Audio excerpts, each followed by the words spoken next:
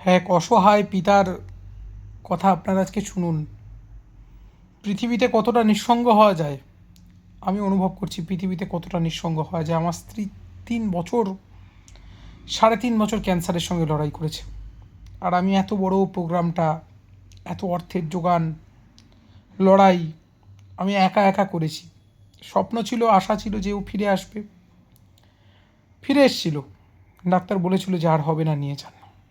তার কয়েকদিনের মধ্যেই আমার হাতটা ছেড়ে দিয়ে শেষবারের জন্য বলেছিল যে ভালো থেকো, সাবধানে থেকো। অস্পষ্ট স্বরে এখনও আমার মনে আছে বলেছিল খেয়েছো।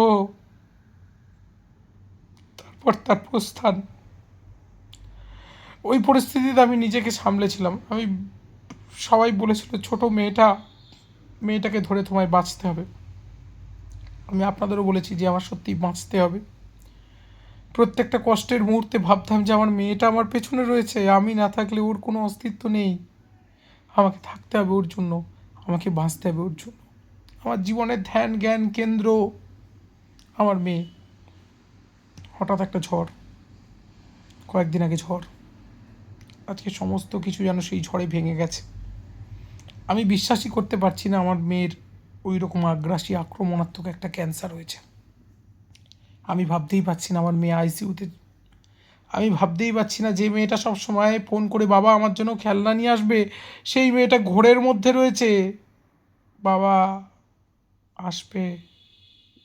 আমি ভাবতে পারছি না। এমন পরিস্থিতি আমি যেতেও পারছি না। ইচ্ছে করছে ছুটে চলে যাই। যে মেয়েটাকে আমি চোখ ছাড়া করতাম না, আজকে আমি অনেক দূরে। কিছু করার নেই, পরিস্থিতি, অর্থের সীমাবদ্ধতা হয়ে গেছে, টাকার প্রয়োজন। লড়াই করতে হবে, বাঁচাতে হবে। জীবন আমাদেরকে পরিণত হতে শেখায়, কষ্টগুলো আমাদেরকে পরিণত হতে শেখায়। আমি লড়ছি, আপনারা আমার সহযোগী হন।